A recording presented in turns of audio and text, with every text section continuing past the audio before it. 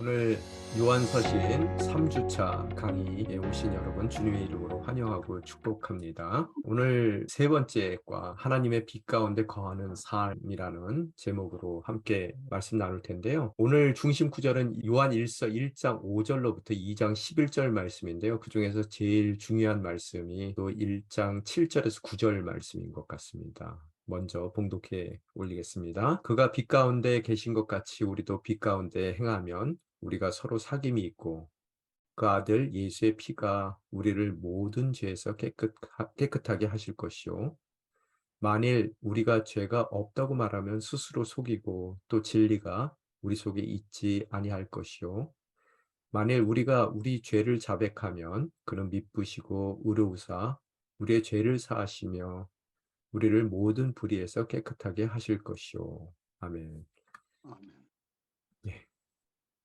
오늘 첫 번째 파트는 우리 요한 1장 5절에서 10절까지의 말씀인데요. 이 다섯 절을 둘로 나누게 되면은요. 첫 번째가 5절에서 7절까지 말씀, 빛 가운데 행하라. 그런 이야기고요. 뭔가 긍정적이고 더 적극적인 그런 명령이죠. 8절에서 10절까지는 죄를 자백하라. 뭔가 좀 소극적인 그런 얘기죠. 적극적으로 빛 가운데 살아라. 소극적으로 죄를 범한다면 그 죄를 꼭 자백하라. 라는 그런 어, 명령을 저에게 주십니다. 이 배경이 뭐냐면요. 첫 번째, 저희가 영지주의라는 그런 이단의 어려움 가운데 교회가 놓였다라고 말씀을 드렸어요. 그죠? 영지주의. 이 영지주의에서 주장하는 것이 뭐냐 하면 일정의 수준의 그 깨우침에 도달하게 되면은 더 이상 우리가 죄를 짓지 않는다라고 얘기를 해요. 그 영지주의에서. 그래서 근데 우리 살다 보면 어때요? 여러분 교회 평생 다녔는데 예수 믿고 나서 죄 안 짓습니까? 우리가 성경 공부 OBC 10과목을 했어요. 죄 안 져요? 그런 건 아니죠. 새벽 예배 맨날 나간다 그래서 죄 안 짓는 거 아니죠. 그래서 영지주의는 이제 어느 정도 수준이 되면은 죄를 안 짓는다라고 얘기를 하기 때문에 거기에 대한 반박이죠. 그죠? 또한 오늘 요한 일서에서도 계속해서 반복되게 나오는 그런 이야기가 사랑이라는 단어 혹은 사귐이라는 단어거든요. 또 다르게는 알미라는 단어입니다. 암. 그죠? 예, 안다는 얘기는 나중에 더 자세하게 얘기하겠지만 우리가 무슨 뭐를 인지적으로 안다는 얘기가 아니라요. 무슨 지식을 더 아는 것 같이 안다는 얘기가 아니라 어, 관계적인 알을 뜻하는 거죠. 여러분이 남편을 알고 남편이 아내를 알듯 그런 알이에요. 그죠? 그래서 사귐이란 단어와 동일한 언어고 또 사귐이란 단어와 알미란 단어는 또 사랑이라고 얘기할 수 있고요. 근데 쉽게 오늘 전개되는 내용을 먼저 이렇게 크게 여러분에게 말씀드리면요. 아무리 우리가 외부적으로 경제적으로 힘들다 하더라도 그 가정이 뭐 항상 보면은 경제적인 이유 때문에 가정이 요새 제일 많이 깨지거든요. 그죠? 제1순위가 경제입니다. 경제적인 문제예요. 그런데 우리가 아무리 경제적으로 어렵다 하더라도 만약에 부부의 사이가 정말로 서로 잘 아는 사이고요. 깊이 있게 아는 사이고 깊은 관계 가운데 사귐이 있고 또 서로 진정으로 사랑한다면 어떻게 돼요? 그 어려운 경제적인 문제를 이겨나갈 수 있단 말이에요. 그죠? 바로 그 얘기예요. 외부적으로 아무리 핍박이 있다 하더라도 진짜 서로를 사랑한다면은 전혀 그게 문제가 되지 않는다는 거예요. 이겨나간다는 거예요. 그래서 뭐 어떤 이 유명한 목사님, 뭐 한국에서는 평이 별로 안 좋으신 분인데 미국 목사님이 Love Wins라는 그런 책을 썼어요. 사랑은 다 이긴다는 거예요. 그래서 사랑이 이긴다라고 오늘 요한도 뭐 그 저자와는 조금 다른 각도지만 말씀을 하고 있는 거예요. 그만큼 사귐, 사랑, 알미라는 게 중요한 거예요. 우리를 이 땅 가운데 살아가며 아직까지 완성되지 않은 나라를 하나님의 나라를 고대하며 살아가는 기대하며 살아가는 우리 인생 가운데 때로는 외적인 핍박도 오고요.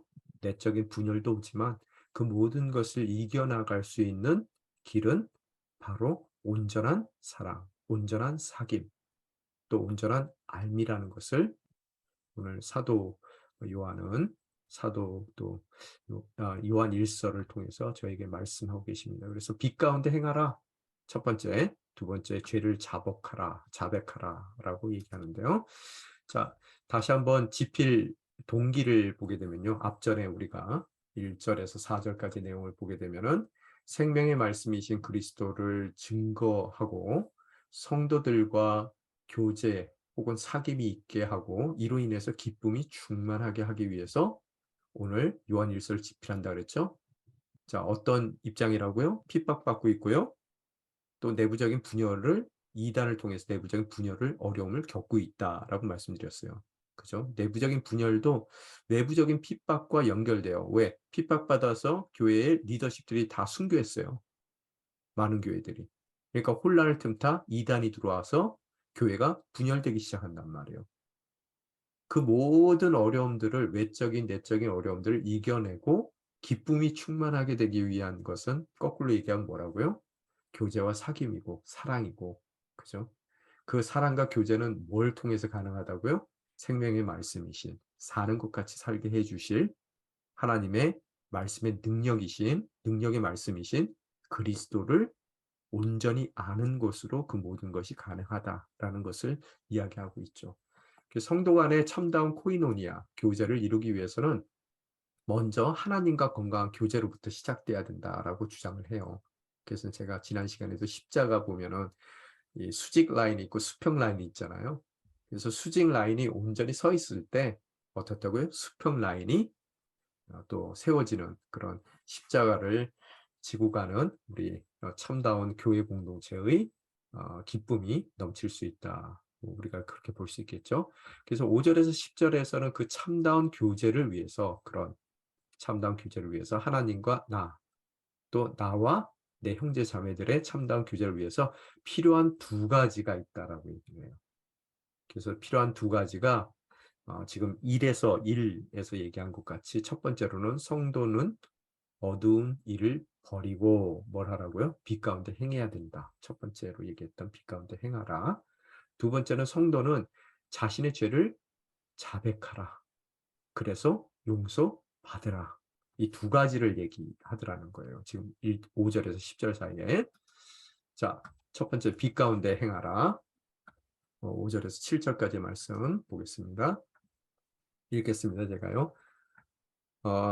우리가 그리스도에게서 듣고 여러분에게 전하는 소식이라는 이 단어가 중요합니다. 소식은 이것입니다.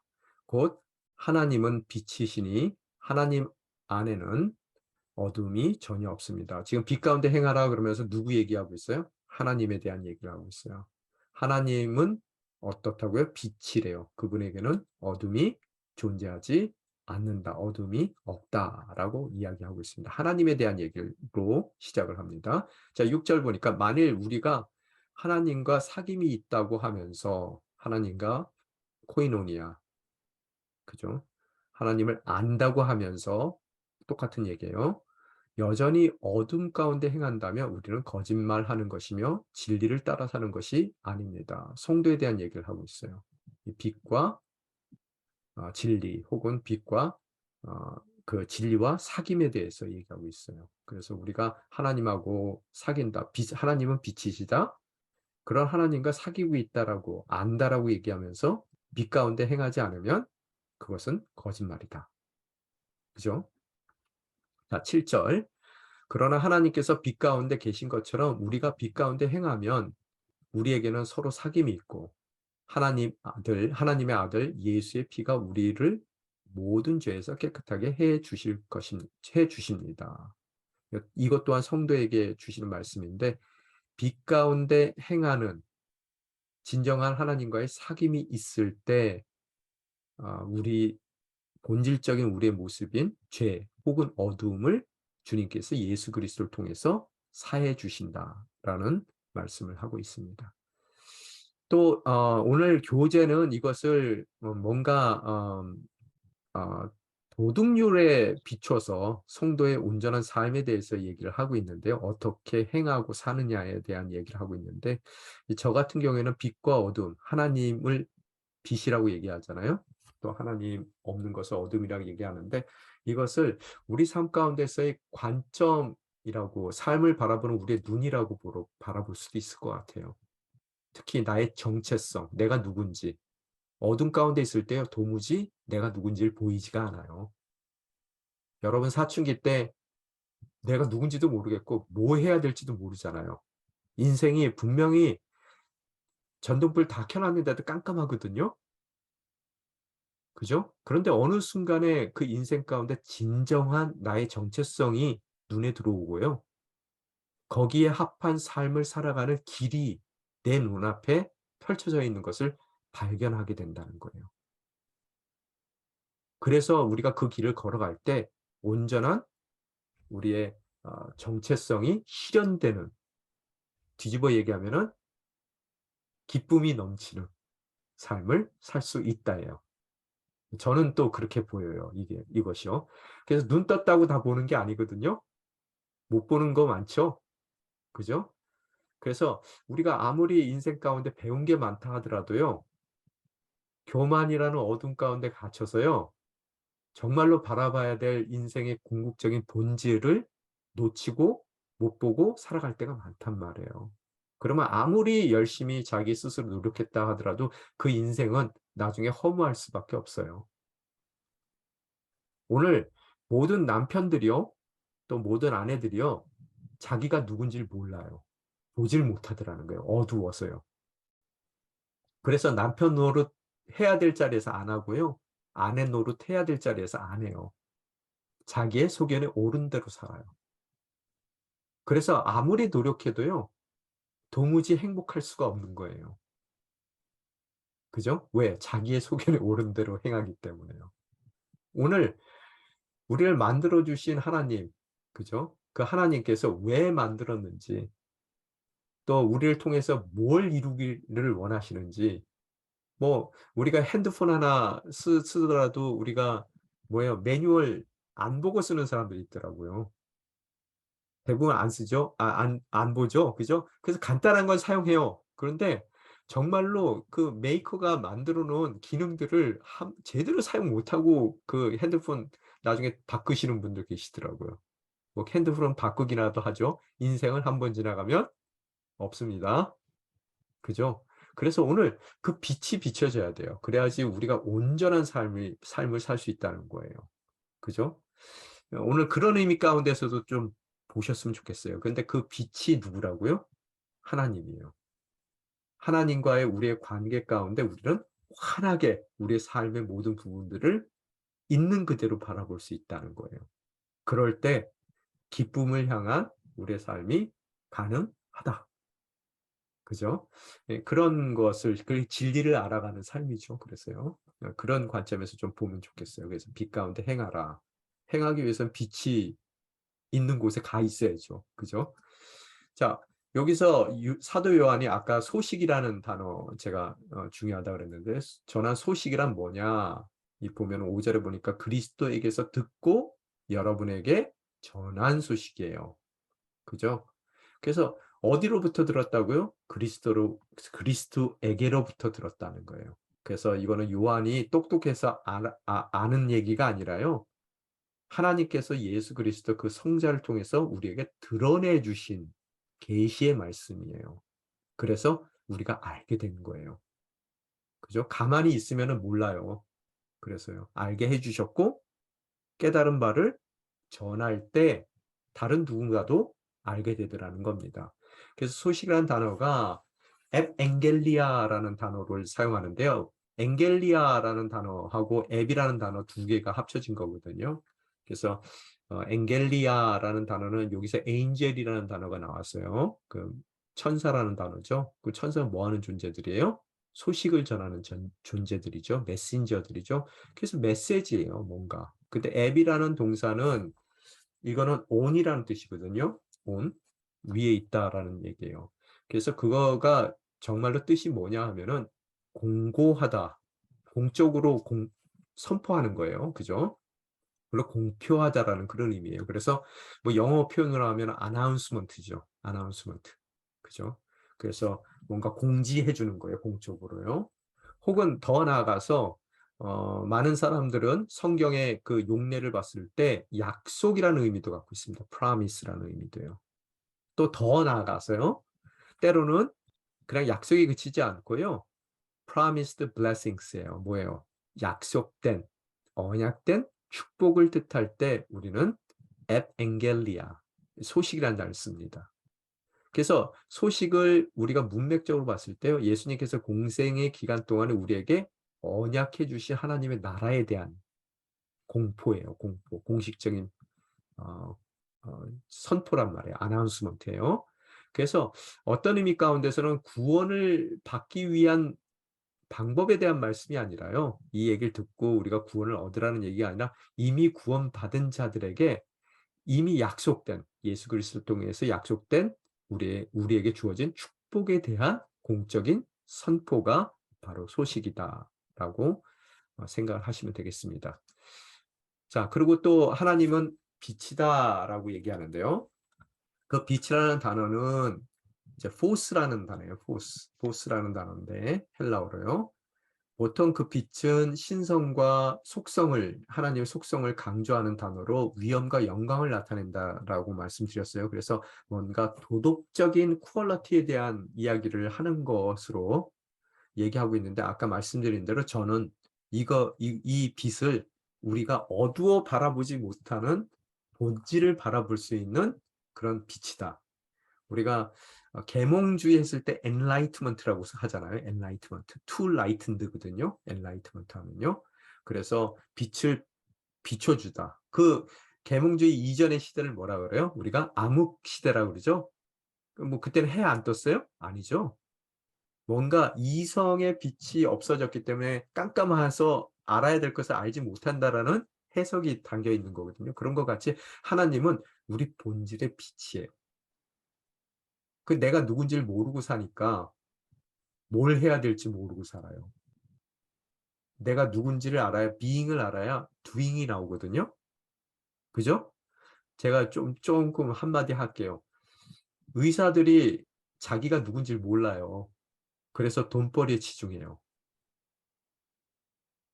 변호사들이 자기가 누군지를 몰라요. 그래서 자본주의적인 그런 목적을 갖고 또 사회적인 출세와 돈을 추구해 나가요. 목사는 압니까? 그죠? 여러분이 고민해 봐야 될 문제예요. 저도요. 그죠? 뭔가 사람들에게 존경받는 성도들에게 존경받는 목사? 설교 잘하는 목사? 그게 저희의 목표일까요? 삶의 지향점일까요? 그죠? 근데 저희만 모르는 게 아니라 남편들도요. 뭐가 남편인지 내가 남편인지 몰라요. 가정에서요. 그러니까 남편으로서의 구실을 잘 못해요. 돈만 갖다 벌어다 주면은 남편이라고 생각해요. 근데 아내들도 남편을 그렇게 바라보더라고요. 그래서 돈 못 벌어다 주면은 막 힘들어 하시더라고요.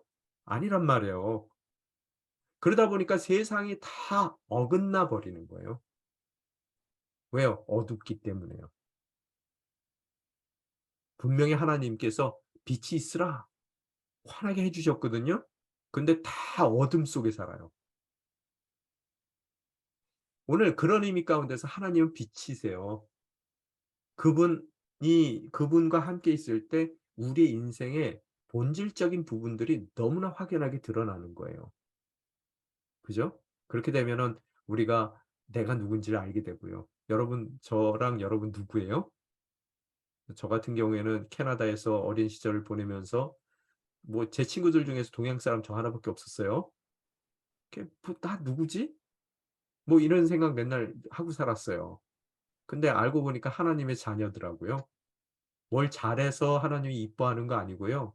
뭘 못했다고 하나님이 저 미워하는 거 아니에요.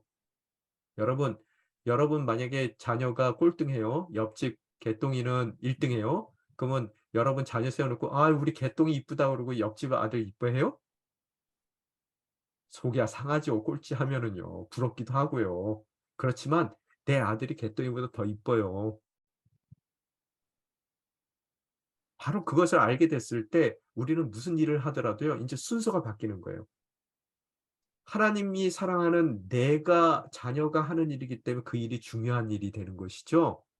내가 중요한 일을 하기 때문에 내가 중요한 사람이 되는 게 아니에요. 근데 교회 공동체는 어떤 공동체가 돼야 돼요?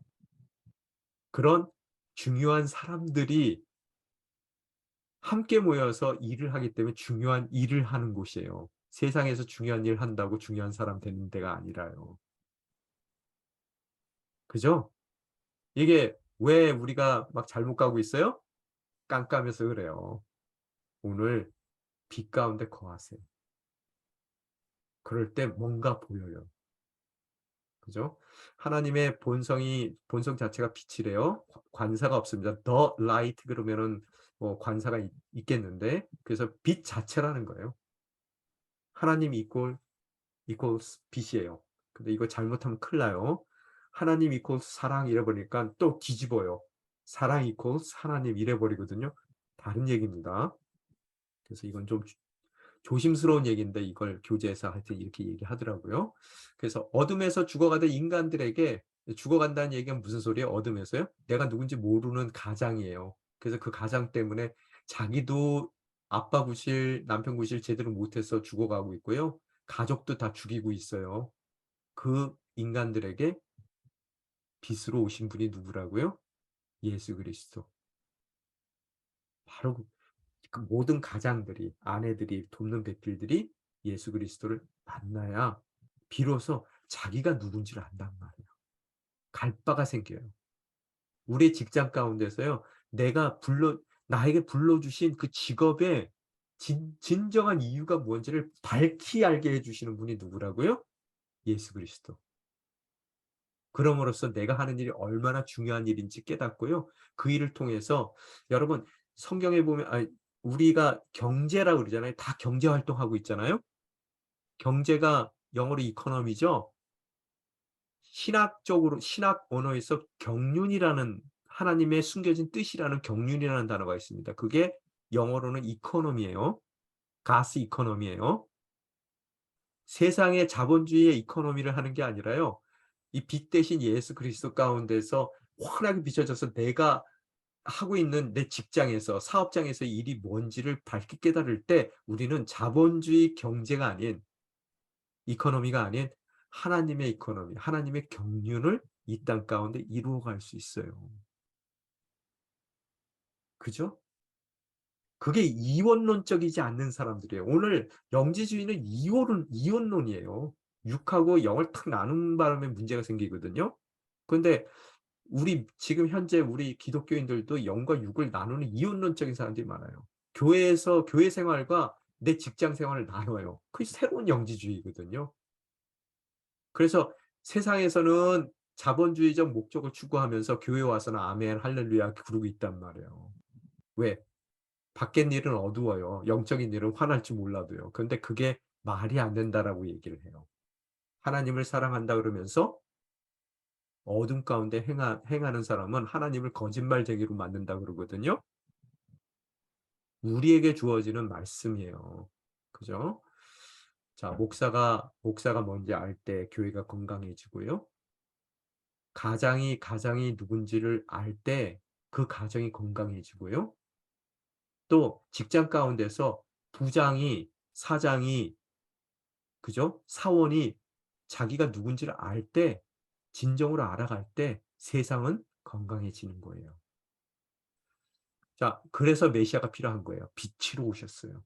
그분을 통하지 않고선 도무지 우리는 어둠 가운데 갇혀 아무것도 보지 못하더라는 거예요. 뭐 또 그분이 본질적인 빛이기 때문에 우리는 반사체라는 걸 교과서에 우리 교재에서는 얘기하고요. 그래서 빛인 하나님께로 가면 훤히 다 드러나요. 그죠? 그래서 똑바로 내가 누군지를 정확하게 아는 것이 거룩함입니다. 그런 의미 가운데 빛 가운데 거하는 거예요. 그래야 그 빛으로 나아갈 때 나를 통해서 나의 인생뿐만 아니라 우리 가정의 인생이 활짝 피는 거예요. 사는 것 같이 사는 인생들요. 생명이 있잖아요. 그죠? 또 가장이 자신의 하나님의 부르심을 망각하고 살아갈 때 상처받는데 그 모든 상처가 치유되고 회복되는 역사가 바로 예수 그리스도, 빛 대신 예수 그리스도 안에서 우리가 비로소 경험하게 된다라는 것을 저는 말하고 싶습니다. 오늘 교재하고는 약간 달라졌어요, 얘기가요. 하나님 안에는 그래서 어둠이 전혀 없어요. 왜? 못 보시는 거 없거든요. 하나님 자신도 정확하게 보시고요, 빛 가운데. 우리의 삶도 우리보다 우리를 더 잘 아시잖아요. 우리의 머리카락 숫자까지도 다 환하게 쳐다보고 세고 계시는 분이잖아요. 전혀 없어요. 왜? 본질이기 때문에 하나님에는 어둠이 있을 수가 없습니다. 근데 어둠도 우리가 곰곰이 생각해 보면요. 어둠이 실제하는 거예요? 여러분 어때요? 어둠이 빛같이 실제로 있는 거예요? 아니죠. 빛의 부재가 어둠이에요. 뭔가 없을 때 나타나는 현상이지 어둠 자체가 실제로 존재하는 건 아니라는 거예요. 자, 이해가 됐습니까? 그래서 하나님과의 관계 가운데 있으면 빛이지만 그 하나님과의 관계의 부재가 바로 어둠이라는 거예요. 그런 의미 가운데서요. 그러면은 내가 자본주의적으로 돈 많이 벌어다 주면은 우리 가정이 행복할 거야. 그래서 자본주의적 발상을 갖고 가장 노릇했어요. 그죠? 실제가 없어요, 나중에 가서는요. 돈은 많은데요. 행복이라는 실제가 없단 말이에요. 실체가. 아, 내가 어느 기간에 우두머리가 되는 것이 내 인생에서 가장 행복할 거야. 뭐 이렇게 했단 말이에요. 그래서 막 이 출세주의, 지향주의적으로 나아갔는데 나중에 다 출세했어요. 근데 막상 보니까 뭐 출세한 것 같고 내가 내 인생 가운데 하나도 채워진 게 없어요. 공허하단 말이에요.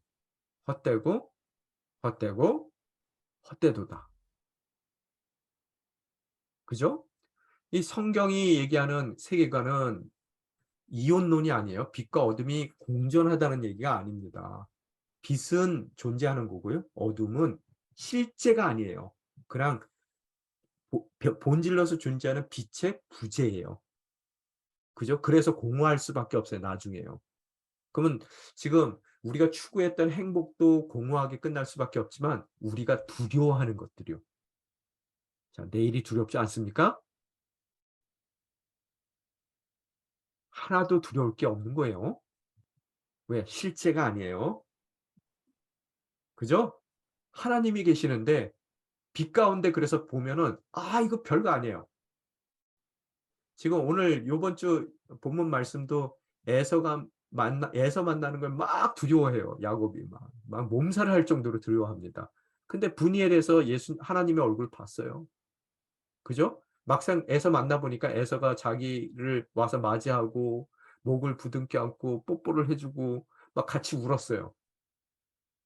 하나님께서 한 발 앞서서 그의 인생 가운데 다 해결해 놓으셨어요. 그걸 미리 알았다면 아무리 400명 지금 몰고 와도요. 두려워하면 안 되는 거예요. 실제가 아니에요. 어둠 가운데 있으니까 무서워요. 우리 불 끄면은 막 어때요 애들요. "아 무서워, 무서워." 그러잖아요. 인생의 불이 딱 꺼지니까 무서운 거예요. 자, 그것을 뭐라 그래요? 우리는 어둠을 하나님을 거부하고 안 계시는 것 같이 사는 삶이 어둠이에요. 그래서 두려울 수밖에 없습니다. 자, 성경에는 그 두려움을 스코티아라고 얘기하는데요. 그거는 죄, 무지, 부정, 불신앙, 지옥 등등 지옥 같은 삶을 어둠 가운데 사는 거예요. 깜깜해서 남편이 남편인 줄 모르고 아내가 아내인 줄 모르고 자녀가 자녀인 줄 모르고 목사가 목사인 줄 모르고 의사가 의사인 줄 모르고 살아갈 때 그 주어진 환경이 지옥이 되는 거예요. 그죠? 그래서 거기에서는 창세기에서는 물론 혼돈이라고 얘기하고요. 카오스라 그러죠. 케아스죠. 그죠? 그런 창세기의 혼돈 가운데 그 어둠 가운데 빛이 있으라. 쫙 하고 비춰지는 거예요. 그래서 또 어떤 학자들은 이 어둠을요. 그래서요. 가능성이라고 얘기해요. 자기는 못 보고 있어요. 좋은 가장으로 그 가정에 정말로 행복을 담아 나아갈 수 있는 가능성을 못 보고 있어요. 근데 예수 그리스도란 빛을 딱 밝혔을 때요. 갑자기 가장으로서 그 가정에 행복을 가득 찬 행복을 가져다 줄 수 있는 가장의 본질을 자기가 확 깨닫게 되더라는 거예요. 그래서 가능성이라고 얘기합니다. 또 그런 의미 가운데. 폴 틸리라는 사람은요. 예.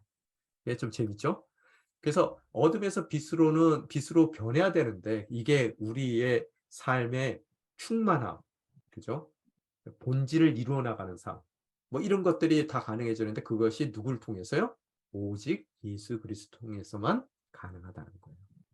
이게 하나님을 빛으로 묘사하는 경우 거의 대부분 하나님의 거룩성이 강조돼요. 지금 방금 말씀드린 거 말고요. 정말 도덕적인 퀄리티를 갖고 계신 분이라고 생각하거든요. 그게 빛이라고 그것도 빛이에요. 그렇지만 지금 제가 말씀해 드린 그런 다른 그런 우리의 그 관점에 비춰지는 빛으로 바라볼 수도 있더라는 거예요. 또한 하나님은 거룩하심으로 죄인인 인간은 스스로 힘으로 하나님께 접근할 수 없어요. 그죠? 하나님께 접근할 수도 없지만 스스로 자기의 본질에 접근할 수도 없어요. 내가 누군지 다 잃어버리고 살거든요. 여러분 한번 생각해 보세요. 인간이 하나님이 원래 만들어 놨던 인간이 아니죠? 그래요, 아니에요? 죄가 들어와서 다 망가뜨려 놨잖아요, 우리를요. 그러면 인류는 아담 이후로요. 한 번도 하나님이 만들어 놓은 참다운 인간을 본 적이 없어요. 이 얘기가 쉽게 얘기하면요. 눈 3개 달린 마을에 다 모든 사람이 눈이 3 개예요. 그럼 눈 2개 달린 우리가 가면 뭐라 그래요? 이상하다 그래요. 원래 눈 2 개인데요. 그러면 우리가 어떤 것이 참다운 인간인지 어떻게 알아요? 하나님이 만들어 놓은 인간인지. 다 타락해서 다 거기서 거긴데요. 그래서 예수 그리스도께서 온전한 인간으로 우리 가운데 오셔서 하나님이 만들어 놓으신 인간의 모습이 어찌해야 될지를 몸소 보여주시더라는 거예요. 그죠? 그런 의미 가운데서 정말로 죽었다 깨어나도 인간이면서 인간이 뭔지를 모르고 살 수밖에 없는 우리 삶 가운데 참다운 인간의 모습, 우리의 본질이 무엇인지를 밝히 비춰 주시는 빛이에요. 그럼 뭘 위해서 만들어졌어요? 하나님께서 심심해서 만들었어요, 우리를요? 아니죠. 하나님께서 우리를 관계 가운데 창조하셨어요. 그런데 관계가 다 망가졌어요. 그래서 내가 뭐 때문에 만들어졌는지 이 땅 가운데 왔는지를 모르고 살아요. 그러니까 자기 스스로 소견에 오른 대로 살아요. 그러니 무슨 일을 하더라도 마음 가운데 공허함을 가질 수밖에 없거든요.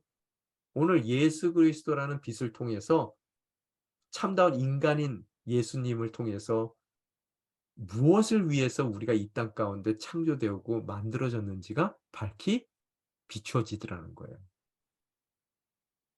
살 수 있는 길, 사람답게 사는 길, 사는 것 같은 인생, 충만한 인생, 바로 그것이 기쁨이라고 사도 요한은 표현하더라는 거예요.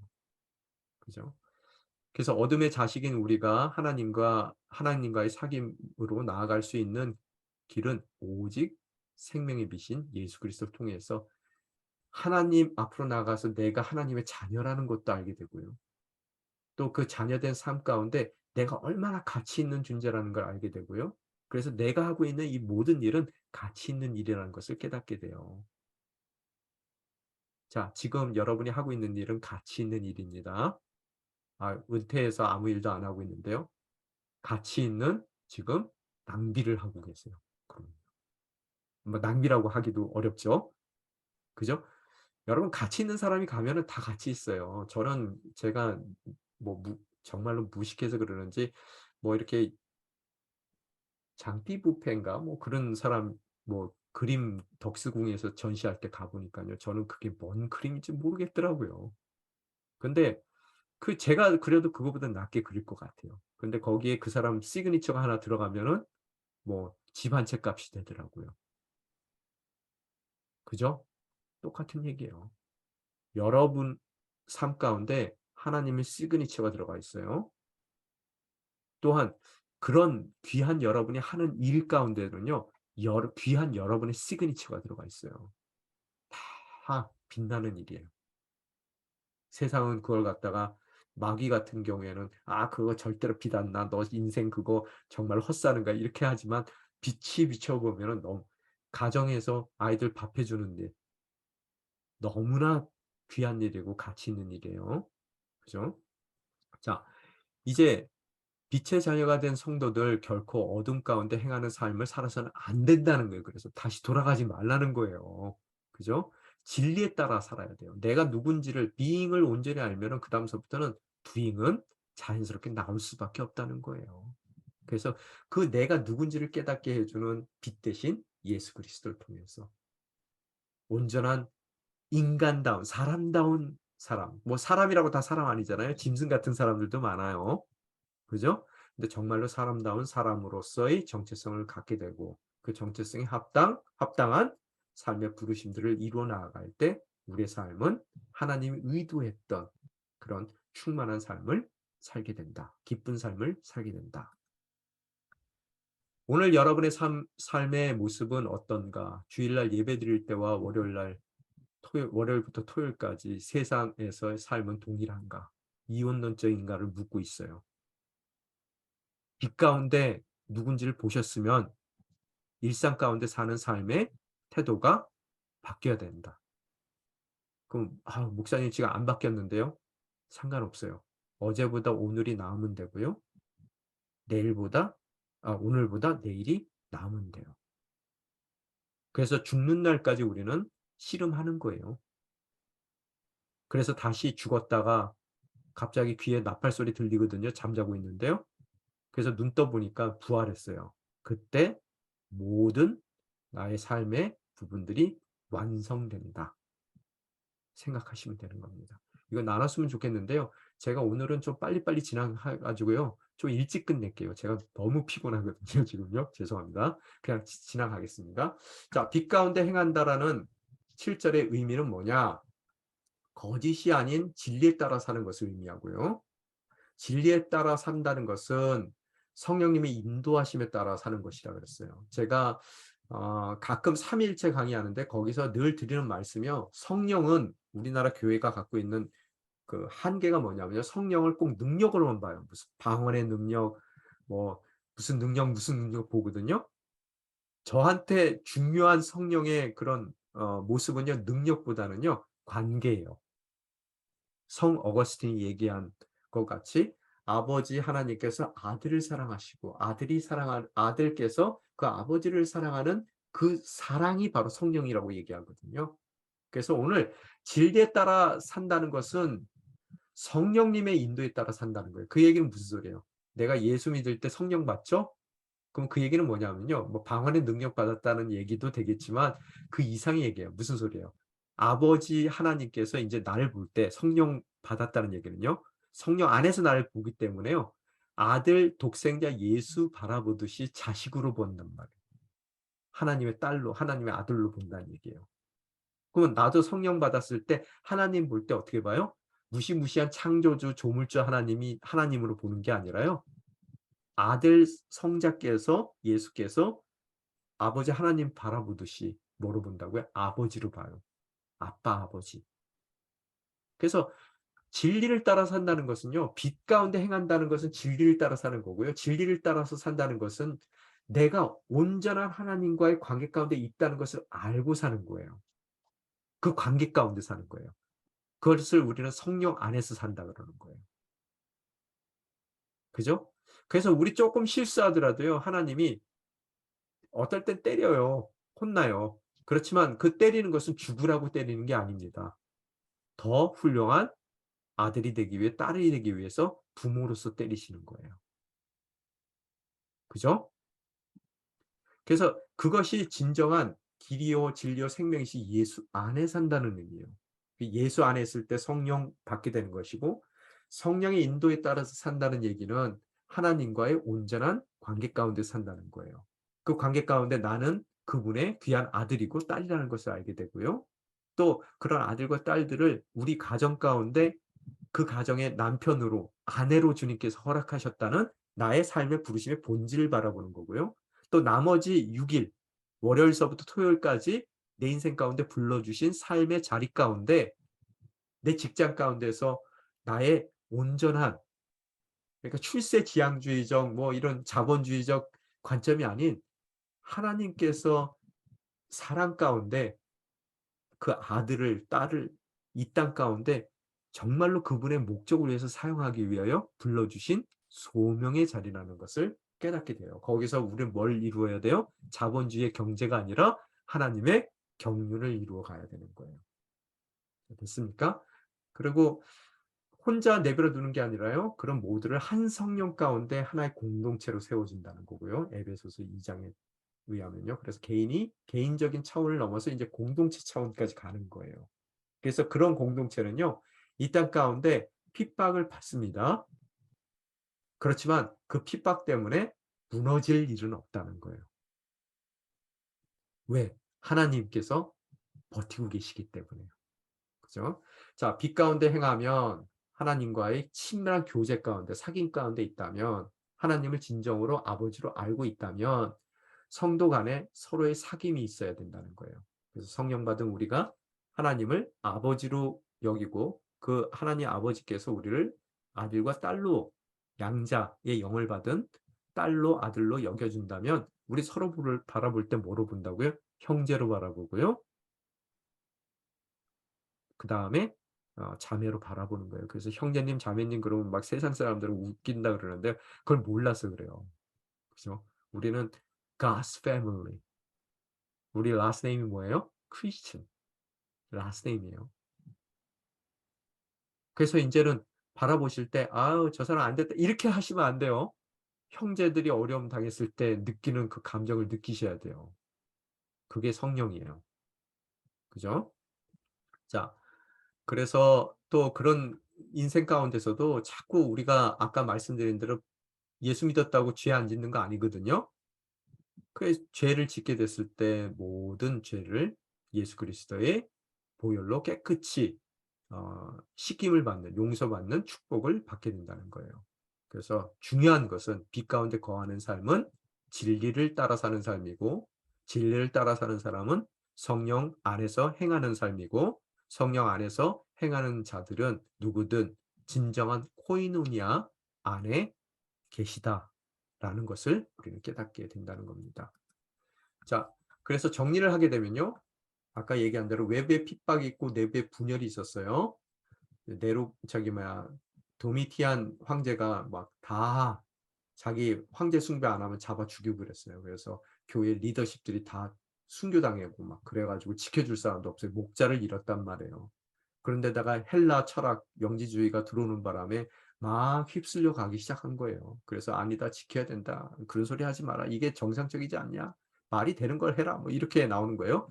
그런 삶 가운데 외적인 내적인 어려움 가운데 승리하는 삶의 비결, 진정한 사랑, 사귐이라는 거예요. 재정적인 어려움이 아무리 있다 하더라도 부부가 끔찍히 사랑하면 그 재정적인 어려움을 이겨나갑니다. 그죠? 저희 아버님이 뭐 돌아가셨지만 저한테 늘 하셨던 말씀이 제일 멍청한 사람들이요. 돈 문제로 사람 문제 만드는 거래요. 관계 문제. 저희 아버님이 그러시더라고요. 세상에서 제일 쉬운 문제가요. 돈 문제래요. 돈 문제는요. 돈 있으면 해결된대요.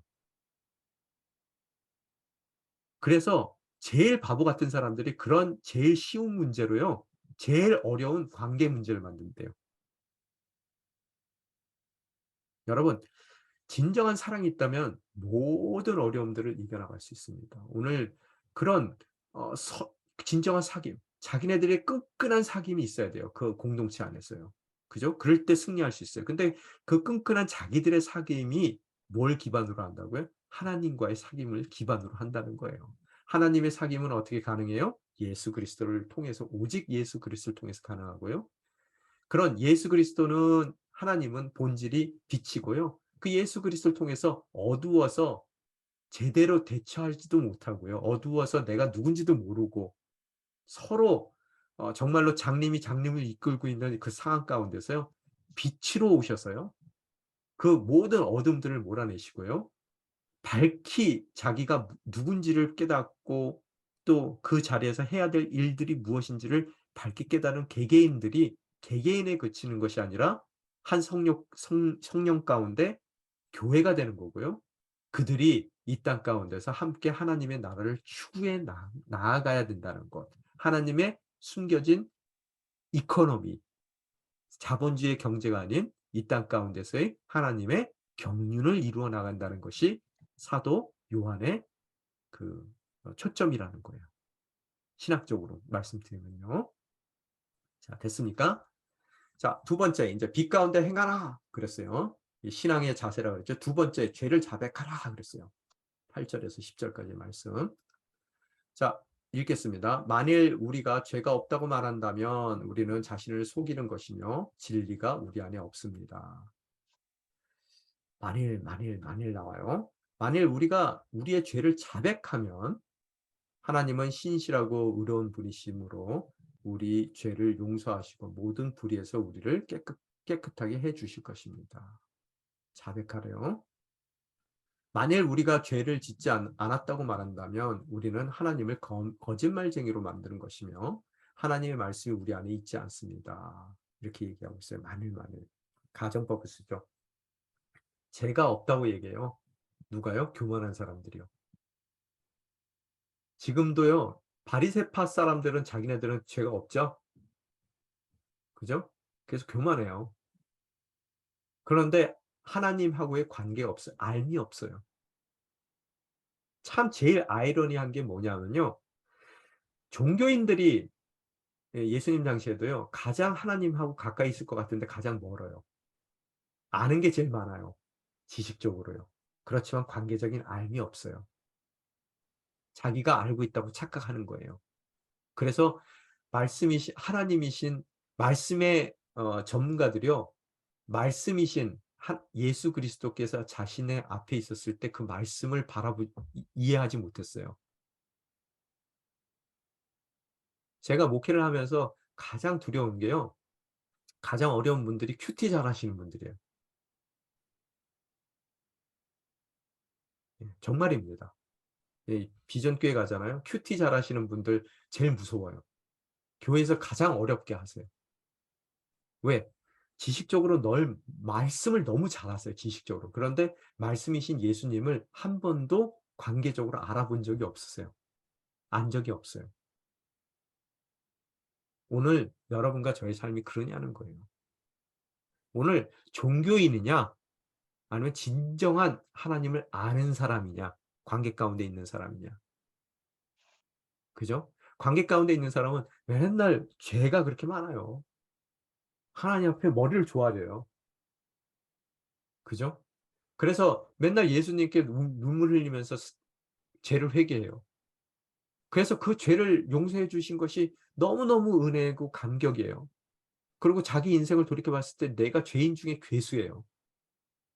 근데 내가 쓰임 받고 있는 게 너무나 놀라워요. 그러면 다른 죄인들 봤을 때 어떻게 해요? 이 죄인들 사탄아 물러가라 그래요? 아니죠. 그 사람 또한 나같이 변할 날이 있을 거예요. 그래서 그 사람의 때를 기다려줘요. 그게 관용입니다. 성경에서 얘기하는 관용. 그 사람의 때를 기다려주는 것이. 그죠? 자, 아내가 남편의 때를 기다려주고요. 남편이 아내의 때를 기다려주고. 또 우리나라의 특히 부모님들 자녀의 때를 기다려주세요. 그죠? 만일 우리가 죄가 없다고 말한다면 우리는 자신을 속이는 것이며 진리가 우리 안에 없습니다. 진리가 있으면 우리는 자신을 명백히 바라보고요. 그렇기 때문에 용서받은 죄가 너무 감격이에요. 그래서 관용하는 삶의 태도를 지닐 수밖에 없다. 자, 만일 우리가 죄를 자백하면 하나님은 신실하고 의로운 분. 여기 의롭다는 얘기도요. 여러분 의가 뭡니까? 도덕적으로 온전한 게 의예요? 계명을 잘 지켜야 의라고 유대인들은 얘기하죠. 그럼 계명의 완성이 뭐예요? 하나님 율법의 완성.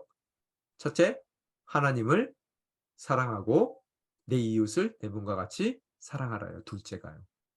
자, 의로운 건 뭐예요? 사랑이에요. right standing. 온전하게 하나님 앞에 서 있는 거고요. 온전하게 서로들 관계 가운데 서 있는 거예요. 만일 우리가 죄를 자백하면 하나님은 신실하고 의로운 분이셔서요. 우리의 죄를 용서해 주세요. 그래서 우리가 어긋났던 모든 관계를 불의를 우리에게서 깨끗게 해 주실 거예요. 온전한 관계 가운데 우리를 놓아주실 거라는 거예요. 빛이신 하나님과 온전한 관계에 있을 때 나의 삶 가운데 본질을 바라볼 수 있는 빛이 달하는 것이고 내가 누군지를 깨닫고 그런 나의 정체성에 온당하게 내 삶을 살아가게 되더라는 거예요. 그죠? 어떻게 해요? 죄를 자백하면. 자, 10절. 만일 우리가 죄를 짓지 않았다고 말한다면 우리는 하나님을 거짓말쟁이로 만드는 것이고, 그죠? 외식하는 자들이죠. 하나님의 말씀이 우리 안에 있지 않아요. 진정한 사귐이 없다는 거예요. 외식하는 자의 특징은 머리로는 잘 알아요. 그죠? 장학 퀴즈 1등이에요. 막 탁 누르면 성경이 줄줄줄줄 나와요. 너무 종교 생활 잘해요. 새벽 예배 하루도 안 빠져요. 그런데 도무지 하나님을 알지 못해요. 그래서 예수님이 하나님이신 예수님이 내 앞에 섰는데도 그 예수님을 알아보질 못해요. 이런 아이러니가 어디 있습니까? 그죠? 그래서 우리가 항상 깨어 있어야 되더라는 거예요. 그 부분에 대해서요.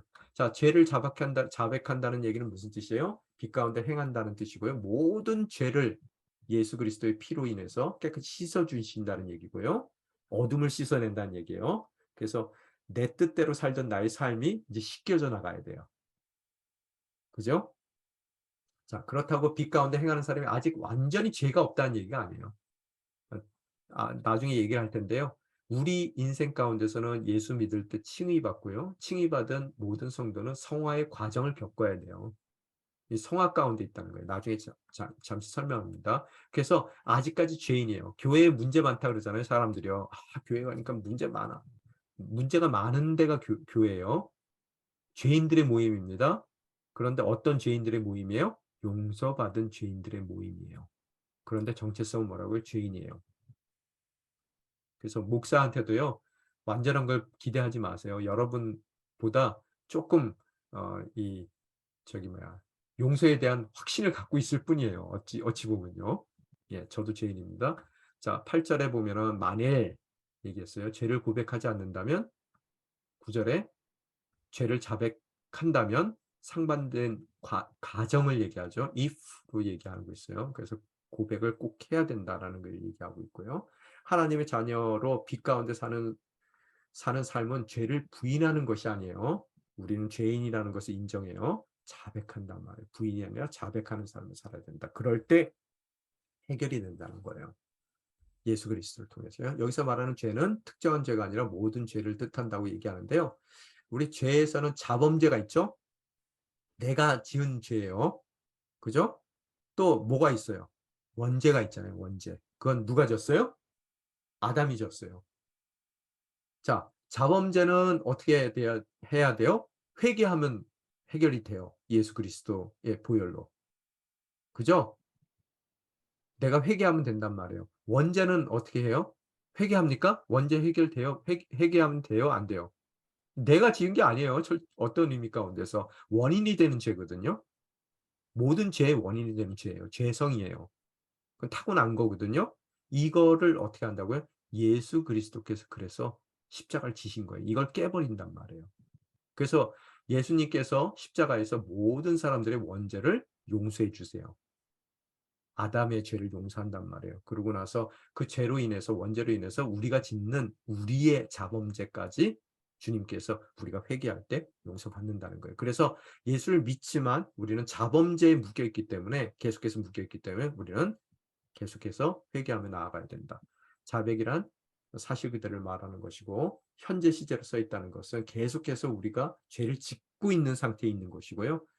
죄를 질 때마다 우리는 사실 그대로 말해야 된다는 그런 것을 계속적으로 지금 또 이루어지고 있다는 것을 이야기하고 있습니다. 자, 죄를 자백하면 어떤 일이 일어나요? 용서해 주시죠? 깨끗게 해 주세요. 그래서 이 죄와 아무런 상관이 없는 의인이 됐다는 얘기가 아니라요. 말 그대로 칭의 받는 거예요. 그냥 의롭지 않은데요. 하나님이 그래 의롭다 하고 칭해 주는 거예요. 의롭다라고 쳐줄게. 그 다음에 그게 칭이고요. 그런 칭의 받은 우리들이 이제 진짜로 의로운 삶으로 살아갈 수 있도록 하나님께서 우리의 광야의 삶을 통해서 우리를 만져주시는 과정이 있어요. 변화시켜져 가는 과정을 우리는 성화의 과정이라고 얘기합니다. 그래서 우리는 하여튼 완전히 뭐 죄와 상관이 없다는 얘기는 아니에요. 용서받았다 그랬어요. 아직까지 계속 질 수 있는 거고, 그래서 그런 의미 가운데서 과거의 죄, 현재의 죄, 미래의 죄까지 예수 그리스도께서 십자가에서 다 해결하셨어요. 우리가 지을 죄까지요. 그래서 회개만 하면 됩니다.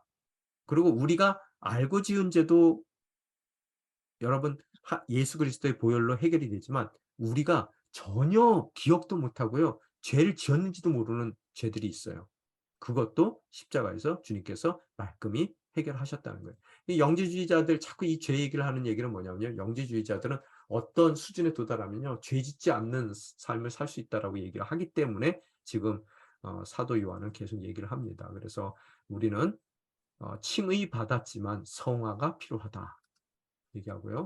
그래서 구원의 세 가지 시점을 보게 되면요, 칭의, justification이라고 그래요. 그래서 우리가 예수 믿었을 때 이거는 스냅샷으로 딱 하고 나와요. 순간적으로요. 예수를 주님으로 시인했을 때 우리를 의롭다라고 칭해 주는 거예요. 의로운 사람 아닙니다. 그냥 칭해 주는 거예요. 그러고 나서 성화의 과정, 성령을 받았어요. 하나님과의 관계 가운데, 그 사귐 가운데서 우리가 점점 하나님이 원하시는 의로운 자의 모습으로 점차적으로, 이건 과정이에요. 스냅샷이 아니라 변해가는 거예요. 그래서 그걸 성화의 과정이라고 얘기해요. 그래서 sanctification, saint라는 말이 여기 들어가 있죠. 그래서 성화되는 거고요. 그런데 성화되는 과정은 우리 평생이 걸립니다. 죽을 때까지 성화돼요, 우리는요. 근데 딱 죽고 나서 아까 말씀드린 대로 눈 감았어요. 근데 갑자기 내가 죽어 있는데 나팔 소리 들려요. 번뜩 깼어요. 그랬더니 하나님이, 예수님이 재림하시면서 나를 부활시켜 주시거든요. 그 부활한 몸을 영화로운 몸이라 그러거든요. 그 영화의 단계예요. 이제 죄를 모릅니다. 원죄가 없는, 죄를 모르는 몸이 되는 거예요. 그래서 모든 구원의 과정이 마무리되더라는 거예요. 그래서 우리는 이 already와 not yet의 사이를 살고 있어요. 이미 칭의 됐어요. 그리고 영화로움은 앞으로 예수님께서 다시 오시는 날 이루어질 거예요. 그 사이를 살고 있습니다. already와 not yet 사이를요. 자, 빨리 넘어갈게요. 자, 요한 1서 2장 1절에서 11절 말씀. 앞서 하나님과 참된 사귐을 위해 성도가 취해야 될 두 가지 자세에 대해서, 신앙의 태도에 대해서 얘기했어요. 빛 가운데 거하라, 죄를 고백하라. 그죠? 이제 하나님과 사귀는 삶의 신앙적인 원칙을 세 가지로 권면하고 있어요. 자, 첫 번째는 뭐냐면요, 1절에서 2절 사이에 죄를 미워하고 예수 그리스도를 의지해야 한다. 또 3절에서 8절까지 하나님의 계명을 준수해야 된다. 또 마지막으로 9절에서 11절까지 형제를 사랑해야 한다. 자, 첫 번째, 죄를 미워하고 예수 그리스도를 의지해야 된다. 그것이 우리의 신앙의 자세가 되어야 되는데요. 자, 2장 1절서부터 2절까지 말씀드리겠습니다. 내 자녀들이여, 내가 이 편지를 여러분에게 쓰는 것은 여러분이 죄를 짓지 않도록 하려는 것입니다. 그러나 만일 누가 죄를 짓더라도 아버지 앞에서 변호해 주시는 분이 계시는데, 그분은 곧 의로우신 예수 그리스도이십니다. 그분은 우리 죄를 대속하는 화목제물이십니다. 그리고 우리 죄뿐만 아니라 온 세상의 죄를 위한 제물이십니다. 네. 사도 요한은 빛 가운데 살아가는 데 있어서 가장 큰 방해가 되는 것이 바로 우리 죄라고 그랬어요. 성화의 과정 가운데 사는 우리들이 늘 죄를 범합니다. 그죠? 그래서 비록 칭의받은 성도지만 아직 성화의 과정이 필요하다고 그랬어요. 그렇다면 어떻게 지속적으로 거룩한 하나님 앞에 더 나아갈 수 있을까? 어둠을 점점 우리 삶 가운데 제해주고 빛 가운데 더 나아갈 수 있을까? 갈 수 있는 그 유일한 방법이 바로 우리를 변호해 주시는 분이 계시기 때문이라는 거예요. 그죠? 이 변호해 주시는 분, 변호사라는 거예요. 지금 하나님의 법정에 섰을 때 변호사가 있어요, 우리요. 누구예요? 예수 그리스도가 변호사세요. 자, 여러분, 김현장이 중요한 게 아니라 예수님이 변호인이세요, 우리의. 그래서 또한 그분이 이미 우리의 값을 다 지불하셨어요. 화목제물로요. 그렇기 때문에 우리는 죄인임에도 불구하고 하나님 앞에 더 나아갈 수 있는, 빛 가운데 나아갈 수 있는, 비록 어둠이 아직 우리 삶 가운데 남아있지만 빛 가운데 나아갈 수 있는 삶이 가능하다. 예수 그리스도의 호칭을 변호자, 페라클레토스, 페라 하면 옆이라는 얘기죠. 클레토스 하면은 대언해 준다는 얘기거든요. 옆에서 대언해 주는 사람, 변호사라는 의미입니다. 그래서 성경에서는 보혜사라고 또 얘기하거든요. 똑같은 페라클레토스를요. 그래서 성령님을 지칭하기도 하고요. 예수님이 우리를 예수님이 클레토스, 우리 페라클레토스, 변호사일 수 있는 이유는 완전한 인간, 완전한 하나님이시기 때문에 그 두 사이를 이어줄 수 있는 교랑 역할을 하는 거고요. 또 끝날까지 우리와 함께 해주신다는 그런 약속을 주셨기에 우리는 믿고 나아갈 수가 있게 됩니다. 자, 빨리 넘어갈게요. 이것도요. 화목제물도 다 치러 주신 거죠. 그래서 치러 주셨기 때문에 주님과 다시 한번 하나님과 빛이신 하나님과 우리가 화목한 관계로 나아갈 수 있는 것이고요. 또 두 번째, 이제 죄를 미워하고 그리스도를 의지해야 된다. 변호사이시고 우리와 끝까지 함께 해주신다는 그런 예수 그리스도를 의지하며 나아갈 때 우리는 빛 가운데로 점진적으로 우리의 발걸음을 어둠으로부터 옮겨나갈 수 있다라고 얘기했고요. 두 번째는 하나님의 계명을 준수해야 한다라고 얘기를 하고 있습니다. 하나님의 계명을 준수해야 되는데요. 자, 3절에 보게 되면 우리 3절에서부터 8절까지요. 우리가 하나님의 계명을 지키면 이것으로 우리가 하나님을 정말로 알고 있다는 것을 확인하게 됩니다. 오늘 정말로 하나님을 알고 있다는 것을 확인하게 된대요. 그죠? 하나님을 안다고 말하면서 여기서 안다는 얘기는 그냥 지식적인 아닙니다. 관계적인 알이에요. 사귐이에요. 하나님을 사귀고 있다고 말하면서 하나님의 계명을 지키지 않는 사람은 거짓말쟁이며 진리가 그 사람 안에 있지 않습니다. 그러나 누구든지 하나님의 말씀을 지키면 하나님의 사랑이 참으로 그 사람 안에서 완전히 이루어집니다.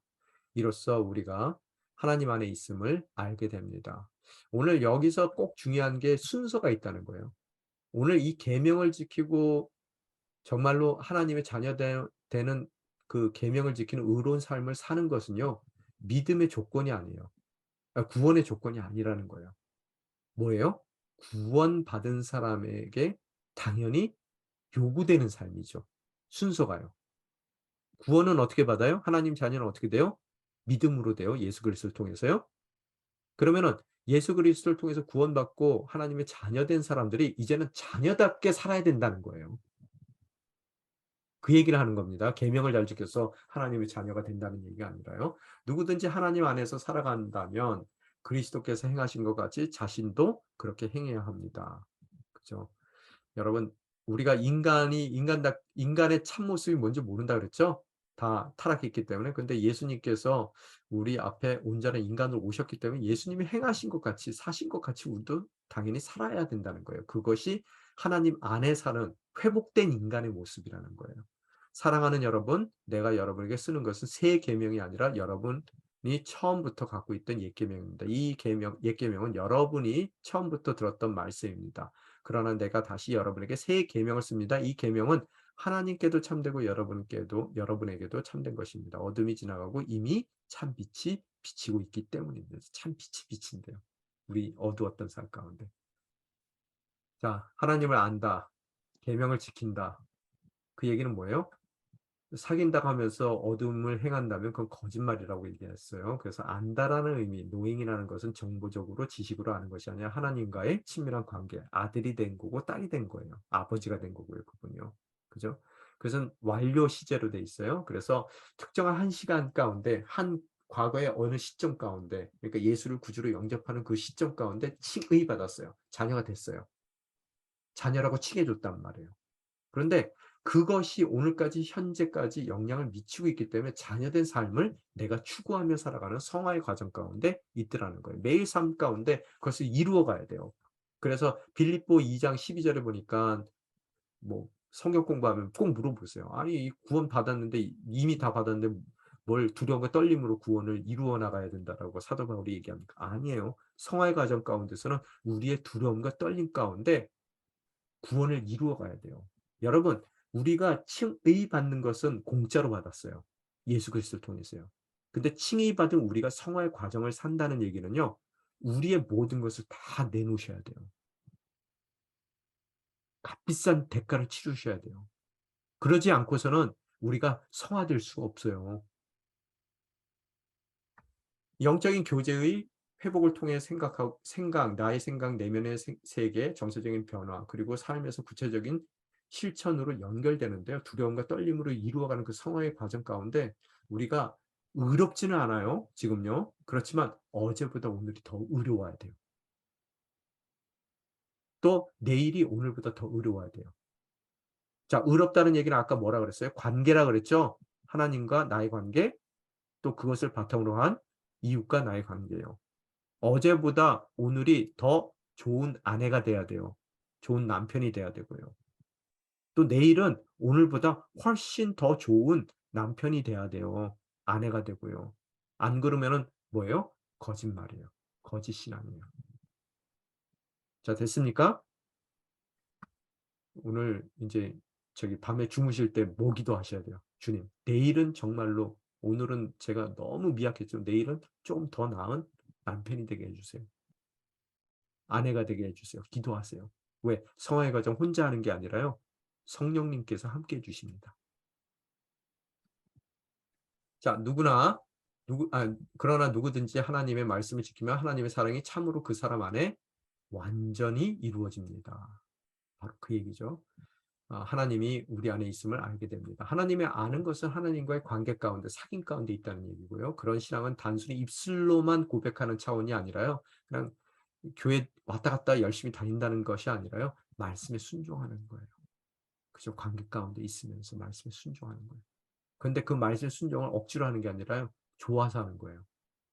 여러분, 처음에 우리가 남녀 간에 연애할 때 내가 정말로 좋아하는 이성이 좋아하는 음식이라면은 나도 좋아하게 돼요, 안 좋아하게 돼요?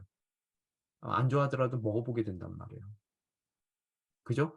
그 이성이 사랑하는 좋아하는 그 가수 보면은 갑자기 나도 그 사람 막 그 노래가 듣고 싶고 그런단 말이에요. 똑같은 거예요. 순종하고자 하는 마음이 우러나온단 말이에요. 하나님의 말씀대로 순종하며 살아갈 때 공통된 모습이 뭐냐면요. 사랑이 충만해져요. 둘이 할 얘기가 많아진단 말이에요. 사랑하는 이성 간의 관계 가운데 공통점이 많아져요. 닮아간단 말이에요. 그죠? 뒤집어 말하면 하나님의 말씀을 지키며 그 말씀에 순종한다는 것은 하나님의 사랑이 우리 안에 온전케 된다는 증거로 볼 수 있고요. 그 말씀을 지속적으로 순종해 나아갈 때 우리는 점진적인 성화의 과정을 치루어 나간다는 것입니다. 자, 서로 사랑하라, 이웃을 사랑하라, 새롭게 만든 계명이 아니고 예전서부터 있던 계명이에요. 그런데 새롭게 완성되었다는 거예요. 예수 그리스도 안에서. 새롭다는 얘기는 새로 줬다는 얘기가 아니라 이전서부터 있었는데 새롭게 완성됐어요. 그리고 또 그 대상이 유대인에만 국한됐던 것이 이제 이방인들까지 확장됐다는 의미 가운데서 새로운 계명이에요. 또 늘 매일매일 새롭게 기억하고 새롭게 순종하라는 매일매일의 삶 가운데 순종하라는 의미를 담고 있습니다. 그래서 계명을 지키는 것은 뭐다? 형제를 사랑하는 것이다. 그 요한의 지속적인 그런 변하지 않는 그런 주장입니다. 그래서 새로운 계명은 새롭게 사랑하는 거예요. 새로운 사랑이에요. 그죠? 그것은 이방인까지 확장돼서 사랑하는 거고 날마다 새롭게 기억하고 순종하는 사랑이고 또 내 옆에 있는 하나님을 사랑하든 내 옆에 있는 형제를 사랑하는 의로운 삶이라는 거예요. 자, 마지막으로 형제를 사랑해야 된다. 세 번째, 죄를 미워하고 예수를 의지해야 되고 하나님의 계명을 준수해야 되고 형제를 사랑해야 한다. 다 왔습니다, 이제. 누구든지 빛 가운데 있다고 하면서 자기 형제를 미워하는 사람은 아직 어둠 속에 있는 것입니다. 어둠 속에 있는 거예요? 무슨 소리예요? 누구든지 빛 가운데 있다. 교회 열심히 다닌다 그러면서요. 자기 아내를 사랑하지 못하고 남편을 사랑하지 못하고 미워하는 사람은 아직까지 어둠 속에 있는 겁니다. 잊지 마세요. 자기 형제를 사랑하는 사람 빛 가운데 거하고 그 사람 안에는 그 사랑 안에는 그를 넘어뜨릴 장애물이 없습니다. 그러나 자기 형제를 미워하는 사람은 어둠 가운데 있고 어둠 가운데 행하며 자기가 어디로 가는지 알지 못합니다. 어둠이 그의 눈을 가렸기 때문입니다. 죄가 바로 이거예요. 우리의 눈을 가려버린단 말이에요. 그래서 내가 누군지를 몰라요. 아까 얘기한 것 같이는요. 앞서 하나님의 계명을 준수하는 것의 핵심은 사랑이다. 예수님은 몸소 그 사랑을 실천해 주셨다. 그래서 하나님을 사랑하는 사람들은 빛 가운데 행하는 성도이며 형제를 미워하는 사람들은 어둠 가운데 행하는 사람들이다. 또 어둠은 빛이 없는 혼돈과 좌절과 절망과 죽음의 상황이라는 거예요. 그 사람들의 특징은 미워합니다. 당연히 사랑해야 될 사람들을요. 그래서 제가 이 얘기를 해요. 여러분, 이 땅 가운데 가장 하나님께서 천국하고 또 비슷하게 만들어 놓은 데가 뭐예요? 가정이라고 생각지 않으세요? 근데 동시에 세 세상에서 가장 지옥 같은 데가 어디예요? 가정 아니에요? 그럼 제가 묻습니다. 하나님이 천국으로 줬겠어요? 지옥으로 줬겠어요? 천국으로 주셨어요. 어두움에 있는 사람들은요, 결단하고 지옥으로 살아내요. 그래서 제가 그래요. 지금 결단하고 지옥을 살고 있습니다. 근데 나중에 다 죽어서 뭐 어떤 사람들이 그러더라고요. "하나님이 사랑인데 무슨 지옥을 어떻게 보낼 수 있냐요." 그러면 그 하나님이 사랑의 하나님이 아니래요. 지옥 불구덩이에 어떻게 집어넣냐요. 제가 그래요. 그게 아니라요. 하나님은 천국을 주고 싶은데요. 자기가 결단해서 지옥을 살아내요. 아무리 좋은 천국의 환경을 줘도요. 결단하고 지옥으로 산다니깐요. 그게 죄인이에요. 그게 어둠이에요. 천국의 조건을 다 줬는데도요. 그걸 결단하고 지옥으로 살아낸단 말이에요. 오늘 우리 삶 가운데 아무리 핍박과 내부적인 어려움이 있다 하더라도 그것을 이겨낼 수 있는 것은요. 사랑이에요. 사귐이에요. 그 사귐은 하나님과 나의 관계 가운데 나오고요. 그런 진실한 사귐이 있다면 사랑이 있다면 어떤 상황 가운데서도 우리는 그 악한 상황을 보다 나은 선을 위한 자리로 만들어 놓을 거예요. 근데 문제는 뭐냐 하면요. 우리가 어둠 가운데 있으면서 어둠인 줄 몰라서요. 사랑의 조건들을 다 허락했는데 그걸 몰라요. 안 보여요. 여러분의 가정이란 말이에요. 근데 안 보여요. 그래서 지옥을 살아내요, 거기서 결단하고요. 그러기 때문에 그 작은 어려움에도 그 가정은 무너질 수밖에 없고요. 그것은 혼돈과 좌절과 절망과 죽음의 자리예요. 오늘 예수 그리스도를 통해서요. 바로 그 빛이 우리 삶 가운데 비춰졌을 때 '야 여기가 천국이구나. 이 자리가 천국의 자리구나. 하나님이 나에게 천국으로 주셨는데 내가 그동안 지옥으로 살았구나.' 그것을 깨달을 때 우리는 기쁨이 충만한 그 어려운 환경 가운데서 기쁨이 충만한 사도 요한이 오늘 일서를 쓰게 된 이유를 우리 또한 삶 가운데 느껴나가게 되더라는 거예요. 근데 이분법적으로 살아요. 교회 열심히 다니면서도요. 일상 가운데서는 다 지옥이에요. 이분법이란 말이에요. 이원론적으로 살아요. 그래서 오늘 그런 이단이 우리 삶 가운데 동일한 이단의 그런 습성들이 남아 있다는 거예요. 어둠에 거하는 사람은 절대로 다른 사람을 사랑할 수도 없고요. 자기도 사랑 못 해요. 뭘 출세하려면 얼마나 출세하시게요. 여러분 뭘 다른 걸 한다고 여러분이 귀해지는 거 아니에요. 더 훌륭한 가치 있는 존재가 이미 같이 있어요. 제가 늘 드리는 말씀 중에 하나가요. 그 아버지 사랑의 아버지라며요. 근데 저는 어렸을 때 교회 다니면서 생각했던 게 '아우 사랑의 아버지라면 뭘 아들을 십자가에다 매다냐.' 제가 그랬어요. 왜 저희 아버지만 하더라도 제가 십자가에 매달릴 것 같으면은 아버지가 대신 "아 비켜라. 내가 맬게." 그리고 아버지가 매 주시지 자녀를 "야 너 십자가 좀 매야 되겠다." 이러지 않는단 말이에요. 그래서 제가 '야 그래 놓고 사랑의 하나님이래.' 막 제가 초등학교 때 이 고민을 많이 했거든요. 자식 낳아 보니까 이해되더라고요. 세상에 가장 중요한 것은 목숨입니다. 돈보다 목숨이 중요해요. 근데 목숨 중에서 내 목숨보다 딱 중요한 목숨 하나 더 있어요. 뭐예요? 자식 목숨이에요. 자식 목숨을 내놓는다는 얘기는요. 이 땅 가운데 나보다 더 사랑할 수 있는 대상은 가치 있는 대상은 하나님께 없다는 얘기예요. 자 따라하세요. "나 이런 사람이야." 우리가 어디 가든지 이런 가치 있는 우리들이 가면은요. 그 동네가 다 같이 있어지는 거예요. 어디 가니까 식당에 뭐 오늘도 잠깐 어디 보니까 뭐 누구 왔다 갔다고 뭐 붙여 놨더라고요. 누가 여러분과 제가 왔다 가면은 그 식당이 완전 귀한 자리가 되는 거예요. 여기 앉았 누가 앉았던 자리 뭐 이런 거 있잖아요. 옛날에 뭐 오바마가 와서 뭐 어디 밥 먹다 간 자리에 아직까지 오바마 그 뭐 뭘 명패를 붙여 놨다 그러더라고요, 중국에 어디는요. 이 여러분 앉았다 가면은 거기에 명패 붙어요. 그죠? 그런 우리들이 하는 일은 다 거룩한 일이에요. 다 멋진 일이에요. 가치 있는 일. 그죠? 그래서 좀 기쁘게 사세요. 그죠? 어둠 속에 가는 사람은 절대로 자기 남도 못 사랑하지만요. 자기도 못 사랑해요. 빛 가운데 있는 사람들은요. 인제 '와 내가 이런 사람이었어?' 또 내 세상적인 눈으로는 너무나 가치 없어요. 세상은 자꾸 "You are nobody." 그러거든요. "너 아무것도 아니라고." 자꾸 그래요. 학교 떨어지면은 nobody가 돼요. 직장 좋은 데 못 가면 노바디 되거든요. 그런데 하나님은 뭐래요? You are somebody. 천국으로 다 줬는데요. 막 그 세상에서는 노바디, 노바디 그러니까 다 지옥으로 사는 거예요. 빛이 있으라. 예수 그리스도의 빛이 비춰질 때 우리의 삶은 뭐라고요? 조금 덜 가졌지만, 조금 덜 배웠지만, 조금 못생겼지만 우리는 뭐라고요? 가치 있어요. 그게 자기도 사랑하고 남도 사랑해요. 그래서 선과 악이 서로 병행할 수 없듯이 어둠 안에 거하는 사람은 자기 자신도 살아가지 못하고 저주의 인생을 살게 되더라는 거예요. 아무리 좋은 조건을 줘도요, 저주스럽게 살아갑니다. 제가 원하는 건 뭐냐면요, 팬이 되지 마세요. 교회에 예수님 팬들이 많아요.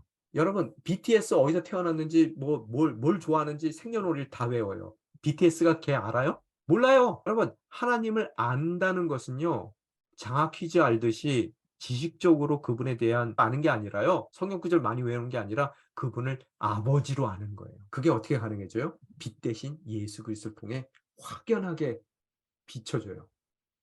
그죠? 그래서 팬이 되시면 안 됩니다. 영지주의는 그런 지식적인 빛을 얘기하고요. 그래서 잘 외워야지 된다고 그러고요. 깨달음이 있어야 된다고 그러고요. 천만의 말씀입니다. 부모 자식지간에 무슨 깨달음이에요. 다 주면 부모죠. 하나님께서는 예수 그리스도의 십자가를 통해서 우리를 낳아 주셨어요. 미움 속에 분노와 저주를 일으켜 영적 판단을 흐리게 만들고 영적 시력을 잃게 만들어 지금 어디로 가는지 모르는 어둠 가운데 있습니까? 우리가 어둠으로 눈이 가려져서 멸망과 불행의 절벽으로 가고 있는지를 모르게 만드는 것이 바로 미움이래요. 그런 어둠 가운데 있는 미움. 마지막 장 보겠습니다. 여러분, 오늘 어디에 있습니까? 집니까? 어둠입니까? 오늘 빛에 있다고 얘기하신다면 빛에 비추어진 모든 것을 명확히 바라보시며 사시라는 거예요. 천국으로 주셨으니 천국으로 살아내라는 거예요. 근데 아직까지 빛에 있다라고 예수님을 믿는다 하지만 어둠 가운데 거하셔서 절망과 저주받은 인생으로 사신다면은 여러분은 하나님을 거짓말쟁이로 만드는 거라는 거예요. 오늘 주님께서 여러분 인생 가운데 빛이 있으라 말씀하시고 예수 그리스도를 빛으로 보내주셨습니다. 정말로 바라봐야 될 것들을 명백히 바라보는 것으로서 첫째, 내가 누군지를 알고요. 그런 내가 해야 될 가정 가운데서의 역할, 직장 가운데서의 역할, 또 교회와 지역사회에서의 역할, 하나님의 자본주의의 경제가 아닌 하나님의 경륜을 이루어 나가시는 것으로서 진정 이 땅 가운데 하나님이 보내신 나의 소명을 가득 채우는 그런 가치 있는 그런 인생, 행복한 인생, 충만한 인생이 되시기를 주님의 이름으로 축원합니다. 오늘은 시간이 이렇게 됐기 때문에 기도하고 마치겠습니다. 참 좋으신 하나님 아버지 감사합니다. 오늘 허락하신 그런 우리 요한 1서의 말씀을 통해서 빛의 소중함을 다시 한번 깨닫습니다. 예수 그리스도의 빛이 없었던들 저희가 어둠 속에서 절망 속으로 살 수밖에 없었으나 또 지옥으로 모든 것을 살아갈 수밖에 없었던 그런 죽은 것 같은 인생, 정말 죽지 못해 사는 인생을 살았지만 이제 예수 그리스도의 빛 가운데 모든 것을 다시 봤을 때 저희들 우리 삶 가운데 허락된 천국의 모든 조건들을 바라봅니다. 이제 주님의 가치 있는 자녀로서 우리가 어딜 가든지 정말 우리가 밟는 땅이 가치 있는 땅, 만지는 일들이 가치 있는 일, 우리가 하는 모든 그런 삶이 가치 있는 삶이라는 것을 깨닫고 정말 우리를 이렇듯 빛 가운데 비춰주신 주님의 그 은혜와 또 모든 그런 역사에 감격하고 감동하며 어둠 가운데 아직까지 살고 있는 모든 이들 정말 주님의 빛 가운데 그들의 인생을 바라볼 수 있도록 그들의 삶을 인도하는 아름다운 주님의 자녀들 될 수 있게 도와주시옵소서. 특별히 우리 가정 가운데 빛을 비춰주시고 우리 사업장 가운데 빛을 비춰주시고 또 우리가 사는 곳마다 주님의 빛이 온전히 비춰지는 것으로서 절망된 세상 가운데 주님이 원하시는 아름다운 행복을 누려나갈 수 있는 그런 모든 이들의 삶이 우리를 통해 이루어질 수 있도록 우리를 사용하여 주시옵소서. 이 모든 말씀 우리 주 예수 그리스도의 이름으로 간절히 기도드려옵나이다.